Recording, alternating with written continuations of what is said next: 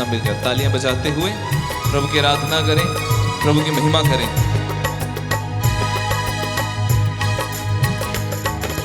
तू ना बदलता है, तेरा प्यार ना बदलता है,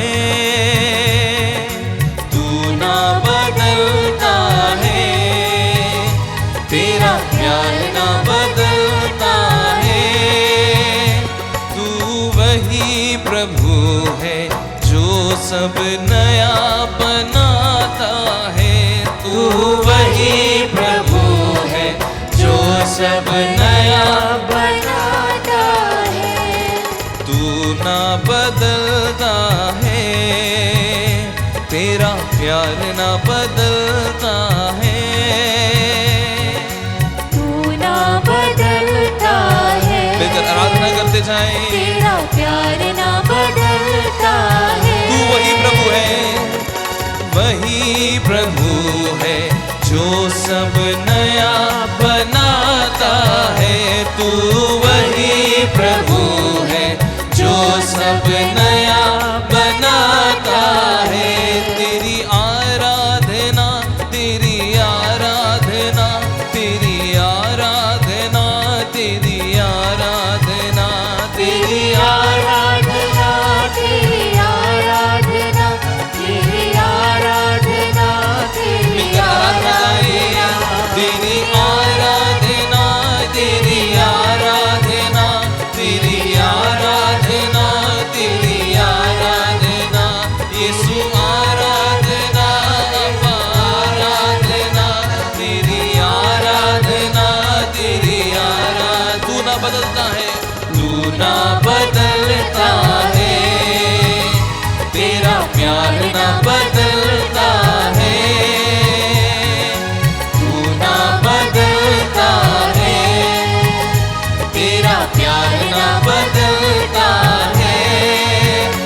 तू वही प्रभु है जो सब नया बनाता है, तू वही प्रभु है जो सब नया बनाता है। आराधना, आराधना, आराधना, मिलकर ऊंची आवाज में प्रभु की स्तुति करें। आराधना, आराधना, आराधना, आराधना, आराधना, आराधना,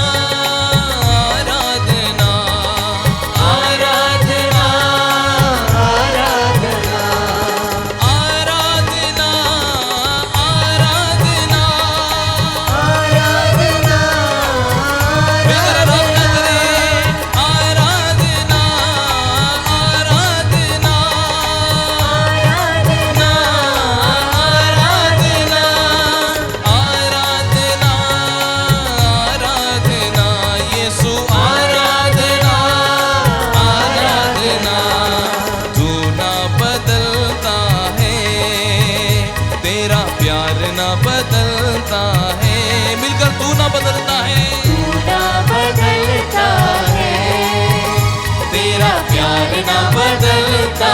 तू वही प्रभु है, तू वही प्रभु है जो सब नया बनाता है, तू वही प्रभु है जो सब नया बनाता है। तेरी आराधना, तेरी आराधना, तेरी आराधना, तेरी आराधना, तेरी आराधना, तेरी आराधना, तेरी आराधना, ये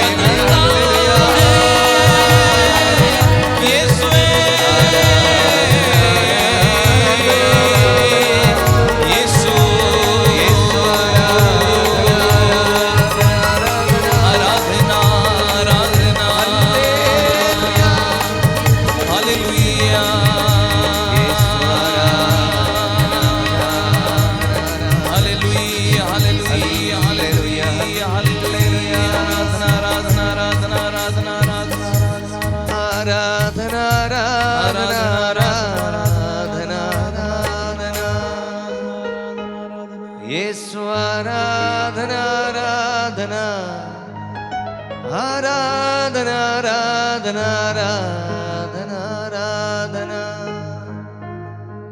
यीशु आराधना आराधना आराधना आराधना आराधना यीशु आराधना आराधना आराधना यीशु आराधना आराधना आराधना यीशु आराधना आराधना आराधना यीशु आराधना आराधना आराधना। हाथों को जोड़कर मेरे पीछे दोहराएंगे। हे प्यारे यीशु, हे प्यारे यीशु, मैं आपको धन्यवाद देता हूँ। मैं आपको धन्यवाद देता आपकी हूँ पवित्र उपस्थिति के लिए, आपकी पवित्र उपस्थिति के लिए। रोटी के रूप में, रोटी के रूप में आप हमारे बीच में रहकर, आप हमारे बीच में रहकर मेरे घर को, मेरे घर को, मेरे जीवन को, मेरे जीवन को, मेरे परिवार को, मेरे परिवार को, मेरे हर एक कार्यों में, मेरे हर एक कार्यों में आपकी आशीष देते हैं। आपकी आशीष देते मैं हैं। धन्यवाद देता हूँ। मैं धन्यवाद देता हूँ। Hallelujah hallelujah. यीशु की जय हो, यीशु की जय हो, यीशु की आराधना हो, यीशु की आराधना हो। Hallelujah hallelujah hallelujah hallelujah. Yeshu की जय हो, यीशु की जय हो, यीशु की आराधना हो, यीशु की आराधना हो। Hallelujah hallelujah hallelujah. हालेलुया। एक पल हम मां मरी की विशेष मध्यस्थता मांगते हुए प्रार्थना करेंगे। प्रणाम मरिया, कृपा पूर्ण प्रभु तेरे साथ है, धन्य धन्य तू तू स्त्रियों में और धन्य तेरे गर्भ का फल यीशु। हे संत मरिया, ईश्वर की माँ, प्रार्थना कर हम पापियों के लिए, अब और हमारे मरने के समय। आमीन। पिता पुत्र पवित्र आत्मा की महिमा हो, जैसे वह आदि में थी, अब है और अनंत काल तक सदा रहेगी। Hallelujah hallelujah hallelujah hallelujah hallelujah. Hallelujah. सबको जय यीशु। जय यीशु। बाइबल से एक छोटा भाग को पढ़कर, प्रभु का वचन सुनकर हम धीरे धीरे यीशु को मनोभाव को, यीशु को स्वभाव को, यीशु के वचन के द्वारा उनके जीवन को अपनाने के लिए, यीशु का जीवन अपनाने के लिए हम परिश्रम कर रहे हैं। क्योंकि यीशु की शिक्षा द्वारा प्रभु अपना ज्ञान हमें देते हैं। हम कुछ नहीं है, हमें बढ़ना है, यीशु तक बढ़ना है। तो इसलिए ईसाई का नाम है जो यीशु का अनुकरण करने वाले, यीशु के रास्ते पर चलने वाले। इसलिए यीशु के वचनों को पढ़ते हुए यीशु के रास्ता, यीशु का मार्ग हम अपना रहा है। क्योंकि यीशु ने कहा मार्ग सत्य और जीवन में हो। इसलिए यीशु का मार्ग हम अपना रहा है। पढ़ेंगे सुनेंगे। संत मत्ती अध्याय 16 वचन 21 से लेकर, संत मत्ती अध्याय 16 वचन 21 से लेकर ध्यान से सुनेंगे। उस समय से ईसा अपने शिष्यों को एक समझाने लगे कि मुझे यरूशलेम जाना होगा, नेताओं, महायाजकों और शास्त्रियों की ओर से बहुत दुख उठाना, मार डाला जाना और तीसरे दिन जी उठना होगा। पेतरुस ईसा को अलग ले गए और उन्हें ये कहते हुए फटकारने लगे, ईश्वर ऐसा ना करे, प्रभु ये आप पर कभी नहीं बीतेगी। इस पर ईसा ने मुड़कर पेतरुस से कहा, हट जाओ शैतान, तुम मेरे रास्ते में बाधा बन रहे हो। तुम ईश्वर की बातें नहीं बल्कि मनुष्य की बातें सोचते हो। प्रभु का पवित्र सुसमाचार है। हे क्रिस्त तेरी स्तुति हो। बोलिए hallelujah hallelujah hallelujah hallelujah hallelujah. Hallelujah. Bible का यीशु की शिक्षा के एक मर्म हम आज समझने के लिए कोशिश कर रहे हैं।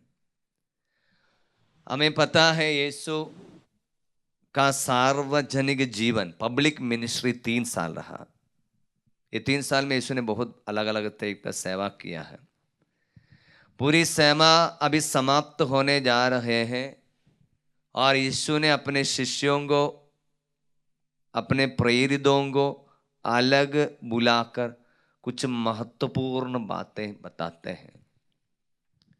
मैं इसलिए बोल रहा हूं महत्वपूर्ण है क्योंकि यीशु ने ये बात एक बार नहीं 3 बार बताया। हमको पता है हमारे परिवारों में, हमारे जीवन में भी कुछ महत्वपूर्ण बात को बार बार दोहराया जाता है। स्कूल में जब टीचर पढ़ाते हैं, महत्वपूर्ण है, ये परीक्षा में आने वाला चीज़ है तो बार बार याद दिलाता है, इम्पोर्टेंट है, इसलिए महत्वपूर्ण था। इसलिए यीशु ने 3 बार शिष्यों को बोला। ये बात यही था। उसमें 4 बात आता है, 4 बात है। यीशु ने कहा, क्या कहा? मुझे यरूशलेम जाना होगा, नेताओं से टुकराया जाएगा, मार डाला जाएगा, तीसरे दिन जी उठना होगा। 4 बात। मुझे यरूशलेम जाना होगा, नेताओं से टुकराया जाएगा, मार डाला जाएगा, तीसरे दिन जी उठना होगा।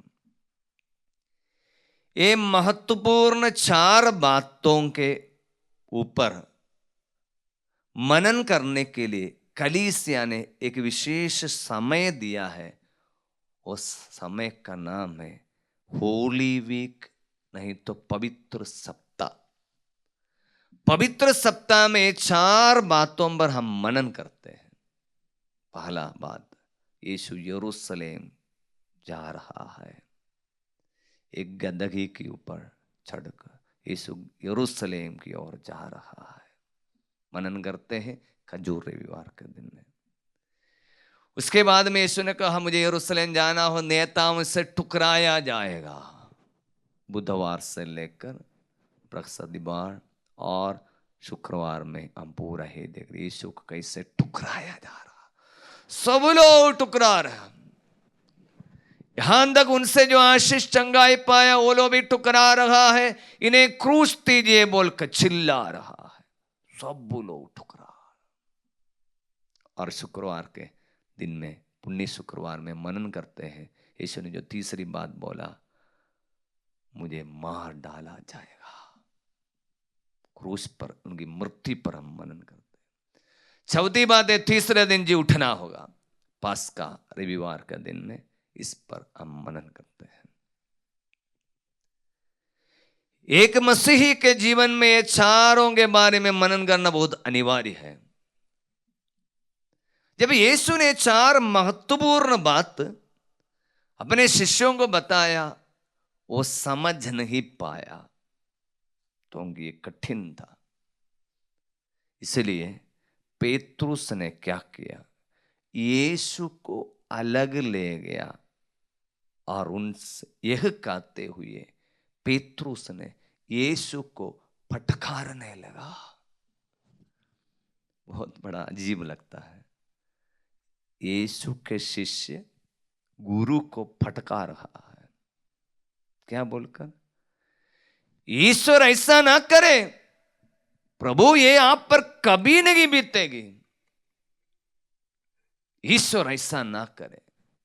मैं इसे कहूंगा, मानव इतिहास में पहली बार एक मामूली मनुष्य ईश्वर से प्रार्थना कर रहा है अपने बेटे को बचाने के लिए। ईश्वर ऐसा ना करे, प्रभु ये आप पर कभी नहीं बीतेगी। इतना बहुत प्यार से तो पेतरुस बोला, उसमें कोई गुनाह नहीं है, लेकिन समझदारी में थोड़ा प्रॉब्लम है। हम इसको बारे में मनन करेंगे। लेकिन यीशु ने क्या जवाब दिया? बहुत प्यार से तो बोला है, लेकिन यीशु ने पेतरुस को कहा, हट जा शैतान, तुम मेरे रास्ते में बाधा बन रहे हो। तुम ईश्वर की बातें नहीं बल्कि मनुष्य की बातें सोचते हो। हट जाओ शैतान। यीशु ने पेत्रुस को शैतान कहा। जब यीशु एक एक शब्द को यूज करते हैं, वो एक एक शब्दों में बहुत एक मूल्य है, एक अर्थ है। अपने शिष्य को क्यों शैतान बोला? कौन है शैतान? शैतान का अर्थ है जो रास्ता रोकने वाला व्यक्ति, जो ब्लॉक करने वाला व्यक्ति, वो शैतान ही है। हमारे जीवन में भी होता है। आप प्रेयर करना चाहता है, उदाहरण के लिए अभी प्रार्थना में भाग ले रहा है, आपको बहुत इच्छा है, प्रभु का वचन सुनने की इच्छा है, कुछ ना कुछ रुकावट आ जाएगा। प्रेयर करने के लिए, अच्छा कार्य करने के लिए चाहते समय में कुछ ना कुछ रुकावट आ जाएगा। प्रेयर में बैठ रहा है, कोई ना कोई आ जाएगा। प्रेयर करने के लिए आप चाहते उस समय में रुकावट आएगा। और आप और गिरजा जाना चाहते हैं, वचन सुनने के लिए आपका आग्रह है, कुछ न कुछ रुकावट। अच्छे कार्य जो प्रभु चाहता है वो करने के लिए आप चाहते समय रुकावट आ जाएगा। रुकावट पैदा करने वाला का व्यक्ति का नाम है शैतान। इसलिए यीशु के जीवन में ईश्वर की इच्छा पूरी होने के लिए पेत्रुस से, लेकिन वो शैतान का रूप लेकर आया, रुकावट पैदा कर रहा है।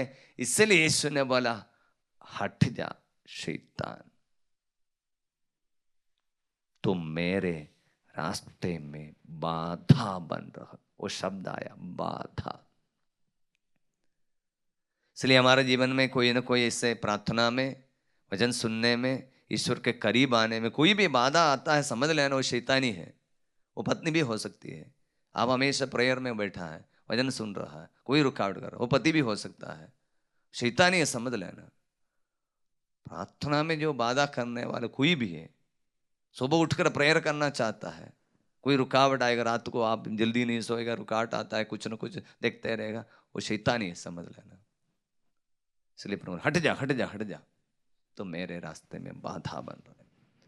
उसके बाद आगे यीशु ने कहा, तुम ईश्वर की बातें नहीं लेकिन मनुष्य की बातें सोचते हो।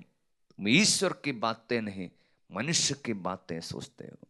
अब इसको मनन करना पड़ेगा। ईश्वर की बात क्या है, मनुष्य की बात क्या है? सबसे पहले समझेंगे मनुष्य की बात क्या है, नहीं तो मनुष्य की सोच क्या है। मनुष्य की सोच ये, जीवन है तो आसानी से चलना है, जीवन है तो कोई कष्ट नहीं होना चाहिए। Life should become very comfortable. आसानी से जीवन को चलाना ये मनुष्य की सोच है। आसानी तरीका मनुष्य की सोच है। मान लीजिए बच्चे लोग स्कूल में पढ़ते हैं, मेहनत करना नहीं चाहता तो क्या करेगा? परीक्षा में तो पास होना है, आसानी तरीका है, कॉपी करेगा, नकल करेगा, आसानी तरीका। अच्छा नौकरी पाना चाहता है लेकिन नहीं मिल रहा है, तो पता चला है कोई सरकारी में कुछ काम मिलना है तो किसी को कुछ 2-3 लाख रुपया घूस दे दो, आपको काम हो जाएगा, नहीं तो नौकरी मिल जाएगा। कुछ तो आसानी तरीका है, नहीं तो कहाँ हमारे पास इतना टाइम इंतजार करने। आसानी तरीका, ये मनुष्य की सोच है। मेहनत करना नहीं चाहता है, लाइफ को में इतना कठिनाई सब नहीं चाहता है, ये मनुष्य की सोच है। लेकिन ईश्वर की सोच ऐसा नहीं है, आसानी तरीका नहीं।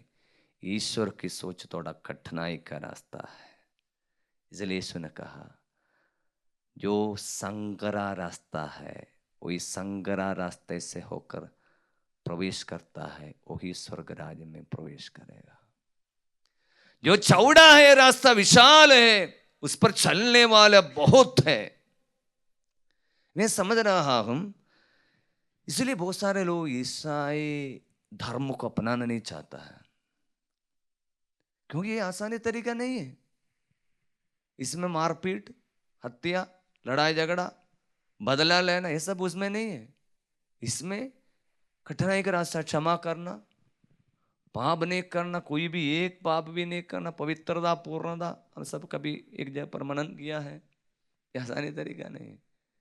इसलिए आसानी तरीका पे लोग जाएगा, यहाँ पर सब सुविधा है, सब कंफर्ट है, ये मनुष्य की सोच है। इसने कहा पेत्रुस आउट, तुम मेरे रास्ता तुम समझ नहीं पा रहा है, तू ईश्वर की बात नहीं सोच रहा है, तुम मेरे रास्ते में बाधा बन रहे हैं। मेरी रास्ता, यीशु की रास्ता क्या है? यीशु की रास्ता है क्रूस की रास्ता। यीशु की रास्ता है क्रूस की रास्ता। करते हैं ना, सब लोग करते हैं, विशेषकर 40 के समय में शुक्रवार के दिन में क्रूस की रास्ता करते हैं। हमको कभी कभी मजाक लगता है कहीं कहीं क्रूस की रास्ता देखने पर। क्रूस की रास्ता में भी अलग अलग स्थान के जगह पर लोग जाएगा, एक बार सिर भी नहीं झुकाएगा, एक बार घुटने भी नहीं टेकेगा, इससे ही 14 स्थान में इससे ही घूम कर आएगा। देखा है, वो क्रूस के रास्ते में भी एक बार घुटने भी तक तक नहीं टेकता है। क्रूस के रास्ता भी आसानी हो रहा इन दिनों में। इसलिए मेरी रास्ता क्रूस की रास्ता है। यीशु की रास्ता क्रूस की रास्ता मतलब ये लास्ट में थोड़ी है, वो जीवन ही क्रूस के रास्ते से शुरू किया। संत यूसुफ और मां मरियम बेटे यीशु को जन्म देने के लिए घूम रहा है, एक एक दरवाजा खटखटा रहा है, कोई दरवाजा नहीं खोल रहा है। अंत में शरण मिला एक गौशाला, एक चरनी, क्रूस के रास्ता शुरू हो गया। और उसके बाद इसको जीवन में आगे बढ़ रहा है।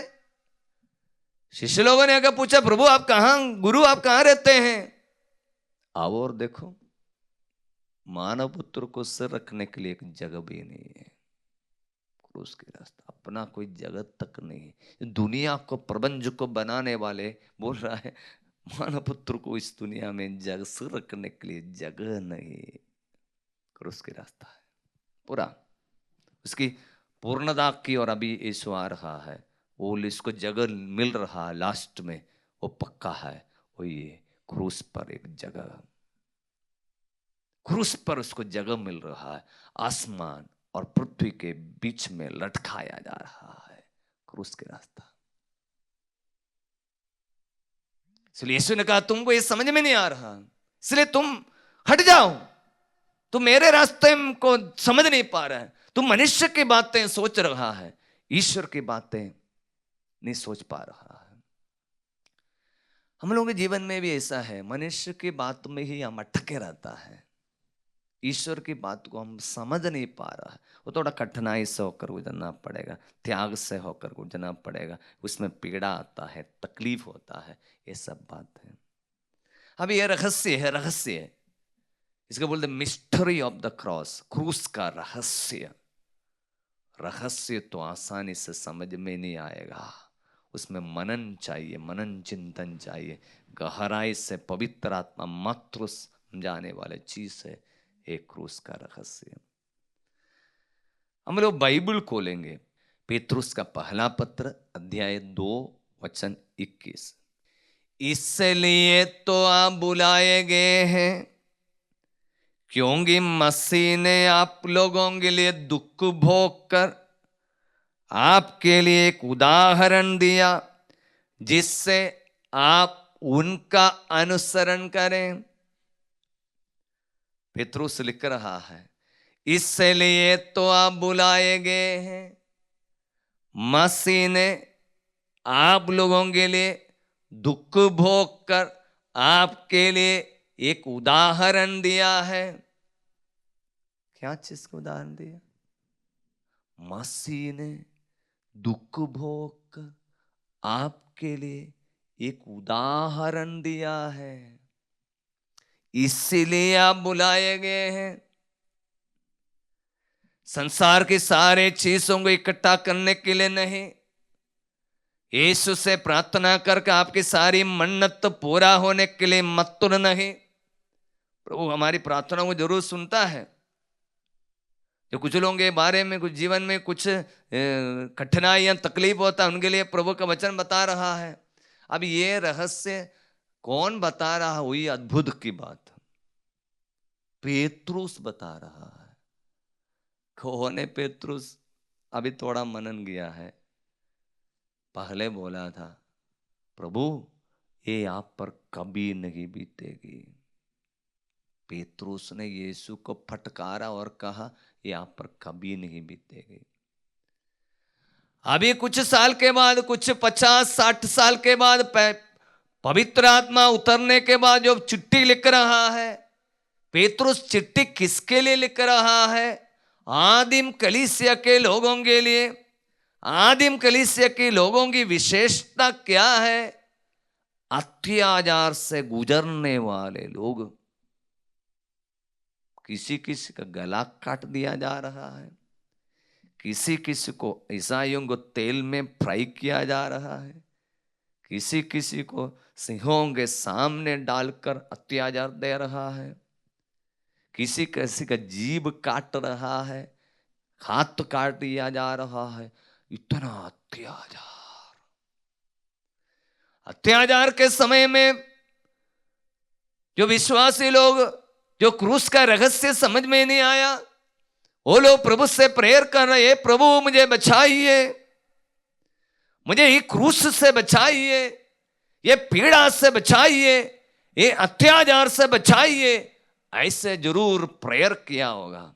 उस समय में एक चिट्ठी आ गई, पेतुस का चिट्ठी। वो चिट्ठी में ऐसा लिखा था, इसलिए तो आप बुलाए गए हैं। मसीह ने आप लोगों के लिए दुख भोग कर आपके लिए एक उदाहरण दिया है, इसलिए आप उनका अनुसरण करें। किसका अनुसरण करें?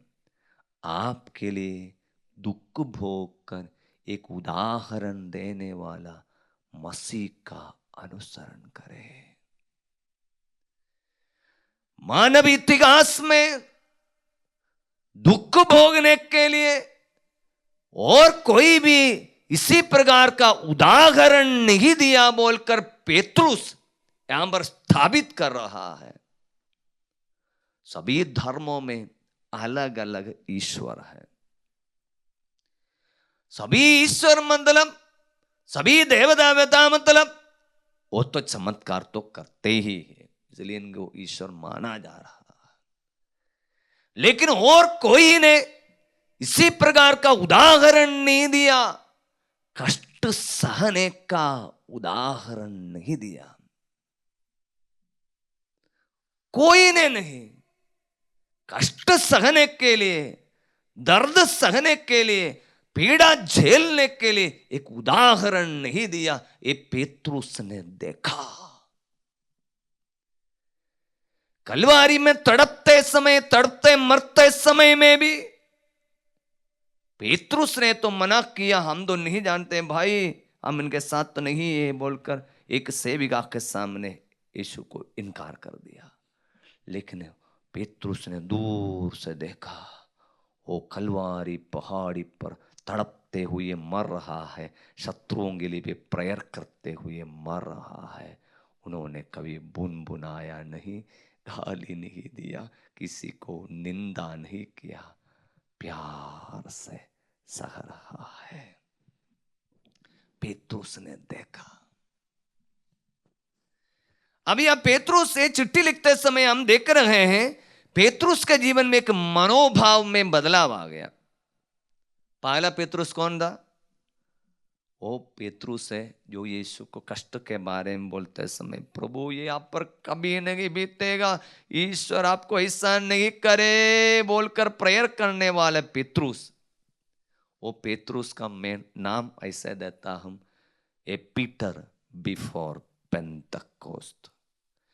पेंतकोस्त के पहले का पेतरुस समझ में नहीं आता है। ऊपर से तो है लेकिन गहराई में कुछ नहीं गया। पेंतकोस्त के पहले यीशु के साथ चलते समय में पेतरुस ने क्या देखा? यीशु कौन है? यीशु मतलब चमत्कार करने वाला एक बहुत एक अच्छा व्यक्ति है। उनकी शिक्षा में भी दम है, क्रिश्चियन लोगों को कोई तकलीफ तो नहीं है। एक बार यही पेतरुस ने बोला, भीड़ चारों तरफ इकट्ठा हो रहा है, बहुत सुबह से शाम तक लोग खड़ा है। इसलिए पेतरुस ने एक बार जाकर यीशु को बोला, प्रभु बहुत भीड़ है, ये निर्जन स्थान है, यहाँ पर लोगों के लिए खाना सब नहीं मिल जाएगी, इसलिए हम क्या करेंगे, इसको जल्दी भेज देंगे संध्या होने से पहले। प्रभु ने वो पेतरुस को बोला, कोई नहीं जाएगा, हम उसको कुछ खिलाएंगे। पेतरुस यीशु को देखकर, कितना अच्छा आदमी है, दयालु व्यक्ति, इतना प्यार दिखाता है। और ये पेतरुस ने भी देखा, सब लोग यीशु के पास आ रहे चंगा करने के लिए, इसलिए पेतरुस ने बोला, प्रभु मुझे भी एक निवेदन है। क्या निवेदन है? मेरा सास बुखार से पीड़ित है, आप उनको थोड़ा चंगा कीजिए। यीशु ने बोला, अरे क्यों नहीं, सबको तो आशीष दे रहा, आपकी सास को क्यों नहीं चंगा करेगा?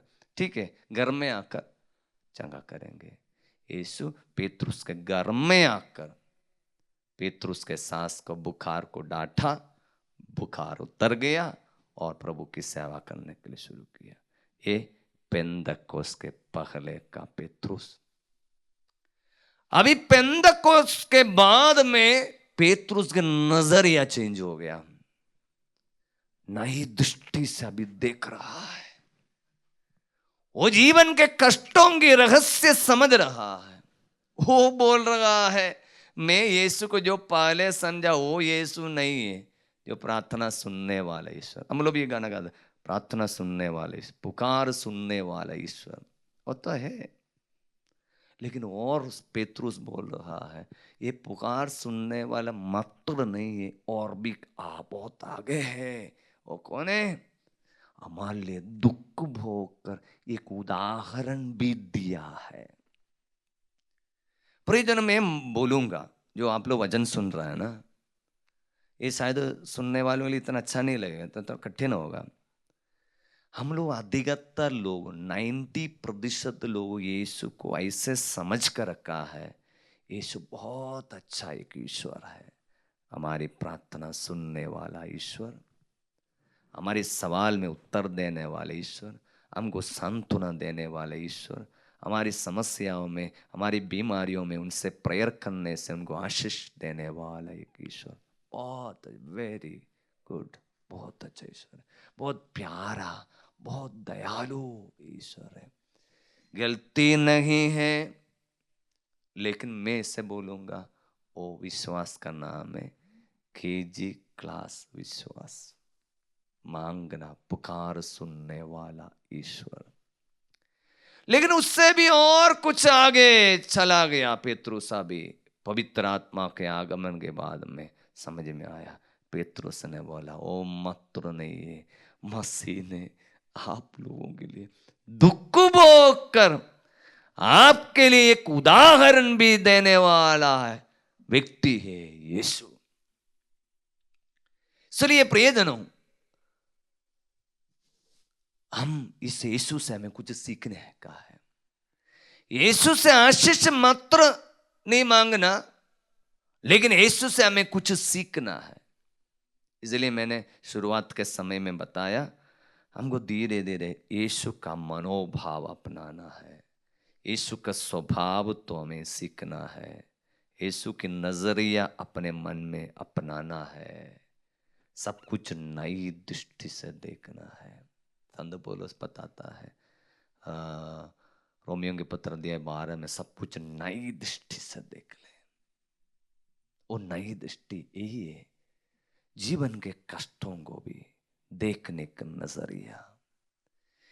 ये कष्ट हमारे जीवन के लिए, बर्बादी के लिए मात्र नहीं, हमारे जीवन को नष्ट करने के लिए नहीं, लेकिन उसको प्रभु के हाथों में रखकर उसको स्वीकार करने से वो हमको आशीर्वाद में भी बदल लेगा।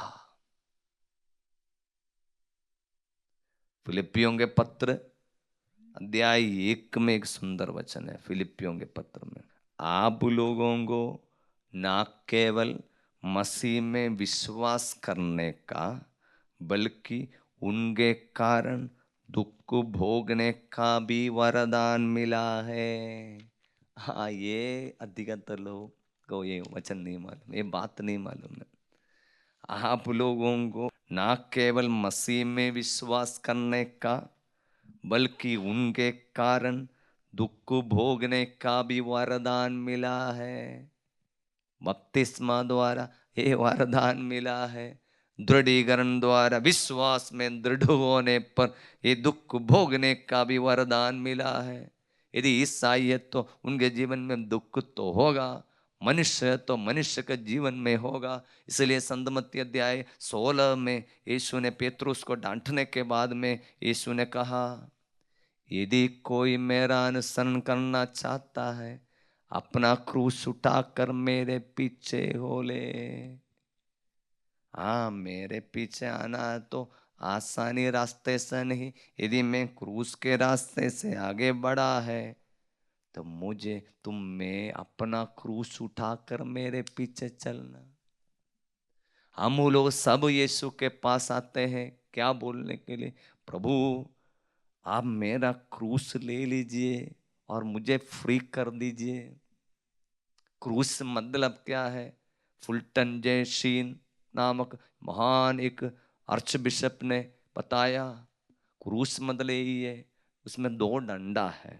एक है वर्टिकल, ऊपर की ओर ऐसे एक डंडा, अब देखे ऐसे एक डंडा, मतलब आप प्रभु से क्या मांगता है?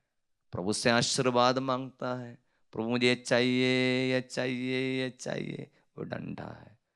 लेकिन उस डंडा को क्या करेगा? दूसरा डंडा क्राइस्ट से काटेगा, उसको क्रूस बन जाएगा।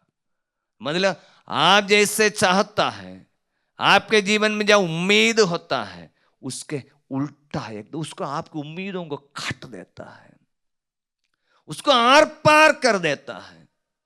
आप जीवन में इतना आशीर्वाद पाना चाहता है, प्रेयर तो बहुत हो गया लेकिन उसको काट दिया, नहीं हो रहा है, एक क्रूस है।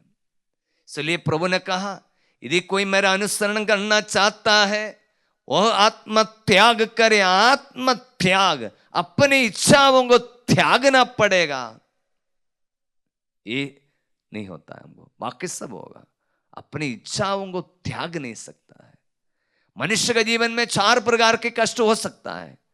शरीर की पीड़ाएं, बीमारियां, बार बार आता रहता है, बहुत प्रेयर किया लेकिन ठीक नहीं हो रहा है, कुछ है कष्ट के रूप में हमको भोगना ही सहना ही पड़ेगा। दूसरा है मन की पीड़ाएं, मन की व्यथाएं।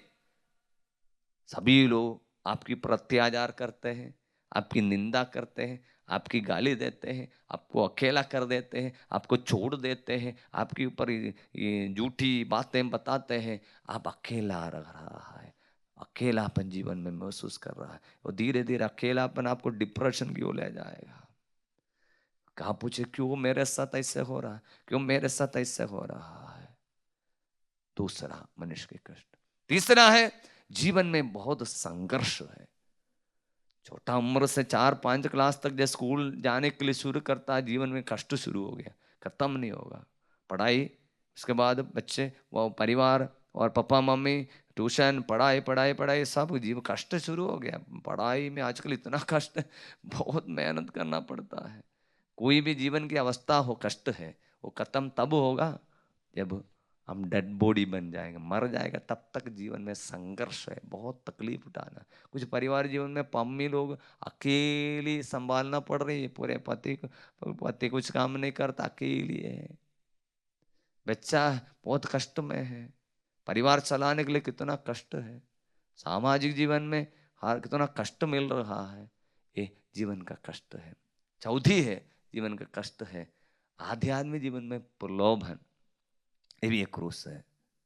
आप लोग वचन सुनने वाला है, बहुत प्रेयर भी करते हैं, लेकिन प्रलोभन खत्म नहीं होता है ना, प्रलोभन खत्म नहीं होता। बहुत सारे वचन सुना है लेकिन प्रलोभन खत्म नहीं हो रहा, वो पीड़ा है, वो कष्ट है।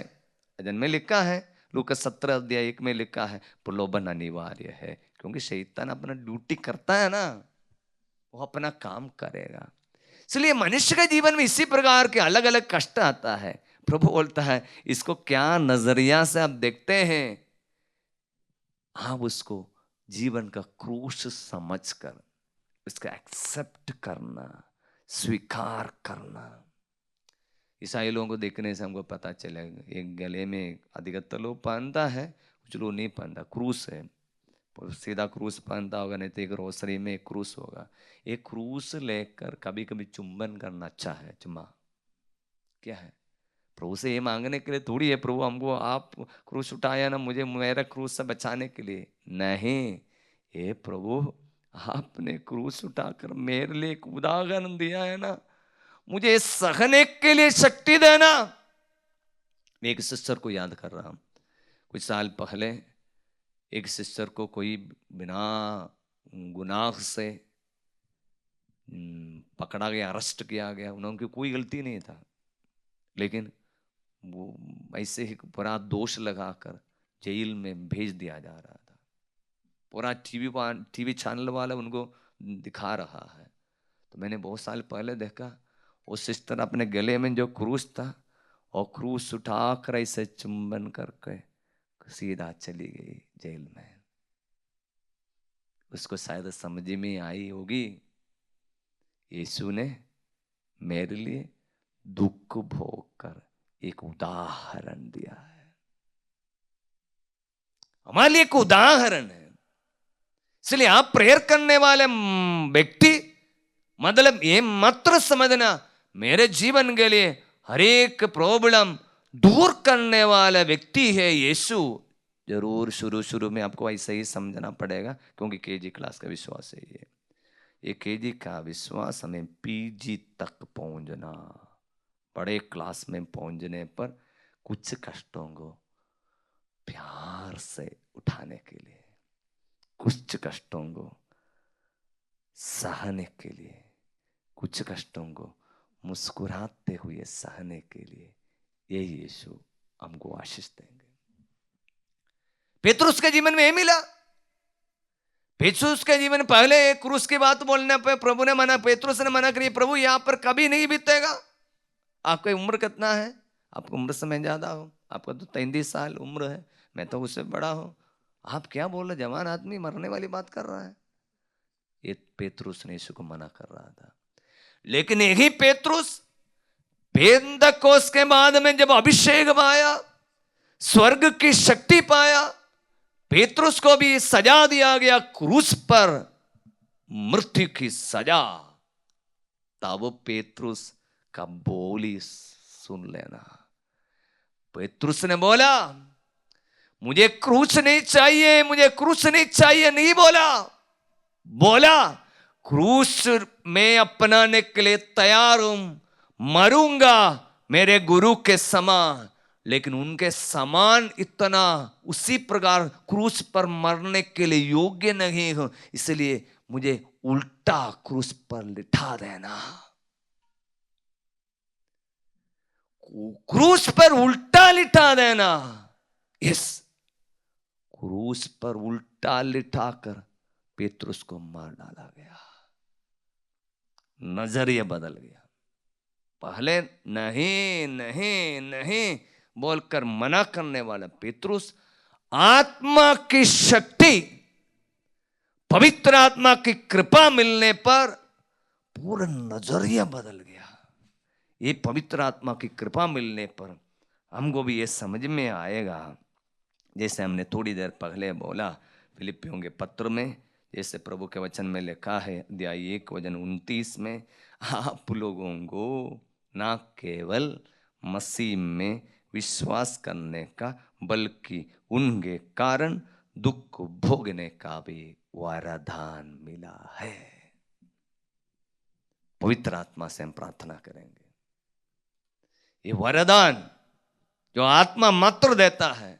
कुछ लोगों के जीवन को देखने से हमको पता चलेगा, इतना प्यार से कष्टों को सह लेते हैं। कैसे? बिना बुनबुनाए, बिना गाली दिए, बिना किसी को दोष लगाए, किसी को नहीं निंदा किए, धन्यवाद के साथ। एक वचन तब उनके जीवन में पूरा हो रहा है, थिस्सलुनीकियों के पहला पत्र दिया 5 वचन 18, सभी बातों के लिए धन्यवाद है, सभी बातों के लिए। बाकी आशीष के लिए धन्यवाद दे सकता है, उसमें बड़ी बात थोड़ी है। वो भी तो अधिकतर लोग कर नहीं पाते। वो केजी वाला भी नहीं पहुंच जाए, आंगनबाड़ी में बैठा है, वो भी नहीं कर पा रहा। अभी सभी बात, कष्ट में भी धन्यवाद दे रहा है, स्तुतिगान कर रहा है। यही है मसीही का बुलावा। पवित्र आत्मा की कृपा के लिए प्रार्थना करेंगे। पवित्र आत्मा स्वर्ग की आंधी जो पेंतकोस्त के दिन में शिष्य लोगों के ऊपर उतरा, जीव के रूप में जो अग्नि उतरा, जो हमारे स्वार्थ को खत्म करेगा, जो पवित्र आत्मा का हमको आत्म त्याग की कृपा देगा। अपने स्वार्थ को, प्रियजनों गलत मत समझिए कि ये फादर क्या बोल रहा है। आप भी तक प्रभु यीशु के सामने आया, प्रभु से प्रार्थना किया, प्रभु सभी लोगों ने ये सिखाया होगा, यीशु से प्रार्थना करना, आपका दर्द दूर हो जाएगा, आपकी बीमारी ठीक हो जाएगा। मैं नहीं बोल रहा हूँ प्रभु अच्छा नहीं करेगा, लेकिन कुछ और बात यीशु ने हमको सिखाया। यीशु ने हमको कुछ दुख सहने के लिए भी सिखाया, कुछ हमको सहना ही पड़ेगा।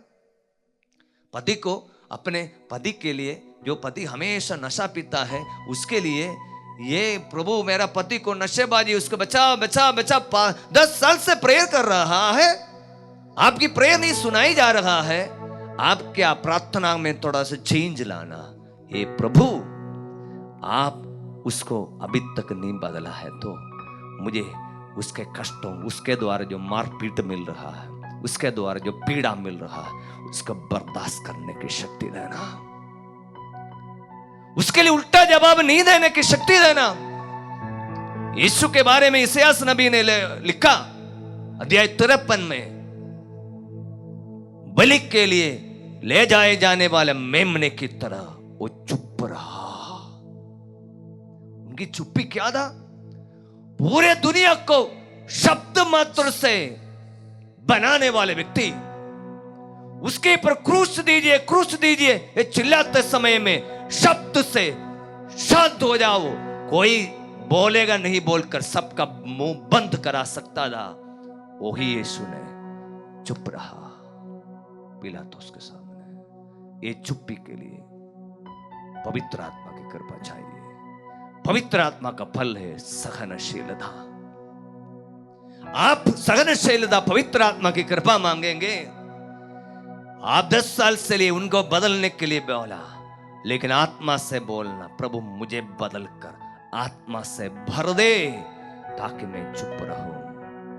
मैं गाली के बदले गाली नहीं, मुंह तोड़ जवाब नहीं दूंगा, गुस्सा के बदले गुस्सा नहीं दूंगा, मारपीट के बदले मारपीट नहीं दूंगा, लेकिन मेरी सहनशीलता की पवित्र आत्मा की कृपा द्वारा, जब मेरे जीवन में आत्मा की कृपा द्वारा मैं बदलने पर, आप 10 साल से प्रेयर किया, यदि आज तक प्रार्थना, आपकी प्रार्थना पूरा नहीं हुआ, आज की प्रार्थना में थोड़ा चेंज लाने से, सहने की कृपा मांगने से, पवित्र आत्मा के लिए मांगने से, आप देखेंगे 5 दिन में आपका पति बदलेगा। सहनशीलता की कृपा द्वारा। हाथों को जोड़ेंगे, आंखें बंद करेंगे, घुटने टेकेंगे, प्रभु के साथ जहां कहीं पर भी हो, आप बहुत पीड़ा से है, बहुत समय से प्रेयर कर रहा है, पूरा नहीं हुआ, ये पवित्र आत्मा उतर कर मुझे शक्ति दे, शत्रुओं के लिए प्रेयर करने की कृपा, दर्द सहने की कृपा, चुपचाप रहने की कृपा, साइलेंस रहने की कृपा, मुंह तोड़ नहीं, जवाब नहीं देने की कृपा, शत्रुओं के लिए प्रेयर करने की कृपा हमें दे। ये पवित्र आत्मा, प्रभु से प्रार्थना करेंगे।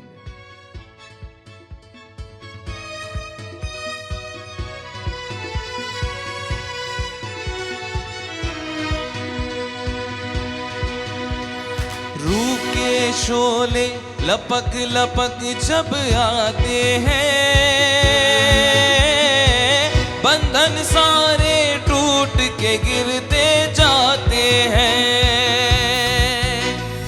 रूह के शोले लपक लपक जब आते हैं,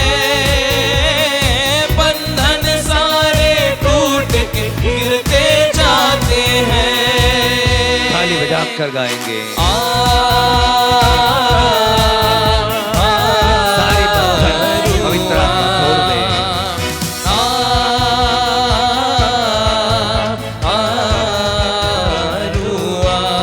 मिलकर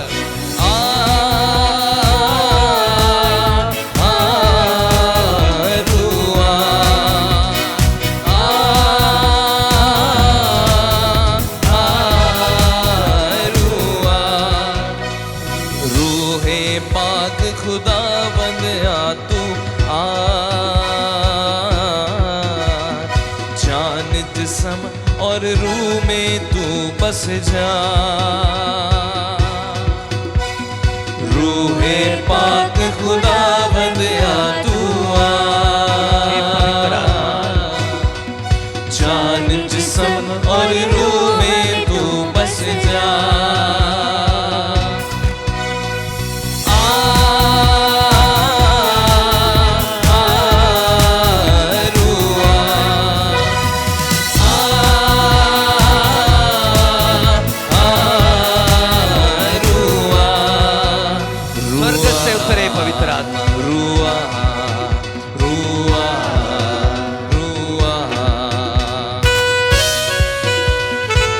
थालियां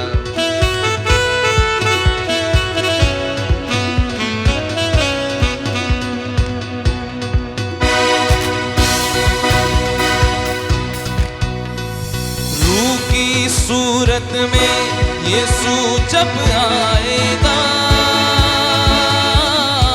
तहस नहस होगा, शैतान गिर जाएगा। रूह की सूरत में यीशु जब आएगा, तहस नहस होगा, शैतान गिर जाएगा। मिलकर आरुआ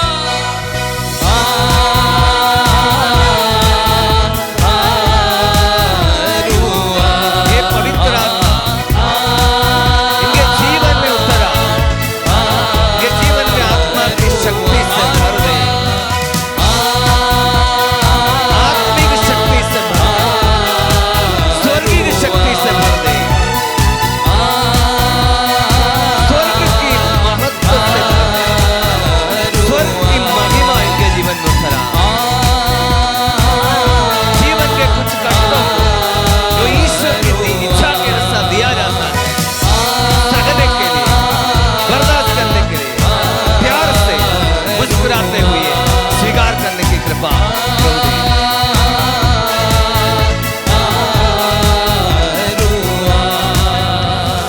रूहे पाक खुदा बंद आ तू आ,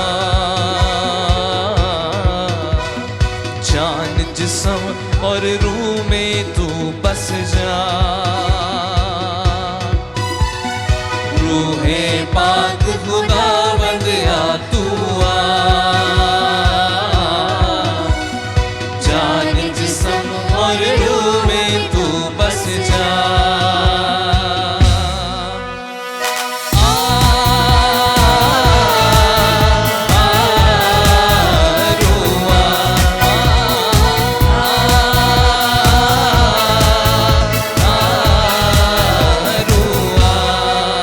स्तुति करेंगे। हालेलुया, ये हालेलुया, हालेलुया, प्रभु आपके जीवन में ईश्वर की कृपा से भर दे, आपके जीवन के सारे बंधनों को तोड़ दे। ईश्वर की कृपा आपके जीवन में बगले में जो भी बाधा है, रुकावटें प्रभु दूर कर दे। मसीह की शक्ति, पवित्र आत्मा का सामर्थ्य आपके जीवन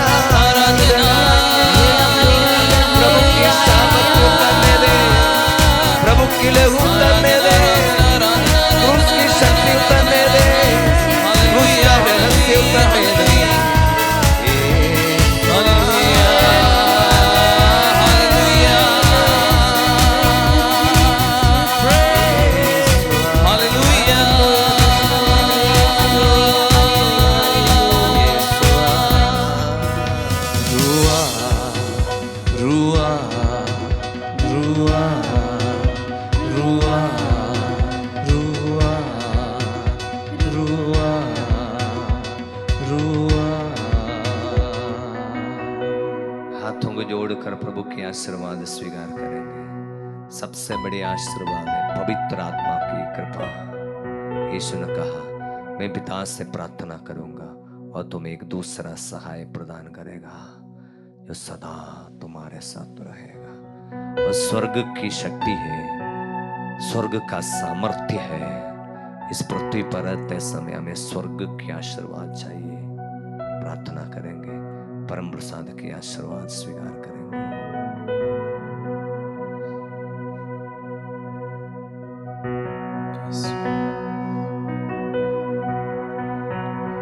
रूहे पाक खुदावंद आ तू आ, जान जिस्म और रूह में तू बस जा।